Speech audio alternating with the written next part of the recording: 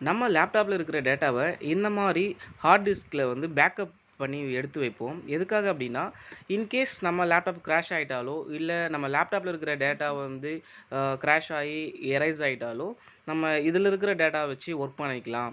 So அதனால் வந்து இம்பார்ட்டண்டான டேட்டாவை வந்து இதில் காப்பி பண்ணி வைப்போம். இதில் சோதனையே என்ன அப்படின்னா, இதுவுமே வந்து கரப்ட் ஆகிடும். ஸோ அதே மாதிரி ஒரு கஸ்டமர் வந்து என்ன பண்ணியிருக்காங்க அப்படின்னா, அவங்களுடைய 2 எக்ஸ்டர்னல் ஹார்ட் டிரைவில், அதாவது வந்து ஒரு எக்ஸ்டர்னல் ஹார்ட் டிரைவில் காப்பி பண்ணி வச்சா தானே கரெக்ட் ஆகும். அவர் என்ன பண்ணியிருக்காரு, 2த்துலேயுமே காப்பி பண்ணி வச்சிருக்காரு. லேப்டாப்லேயும் ஒரு பேக்கப் வச்சுருந்துருக்காரு.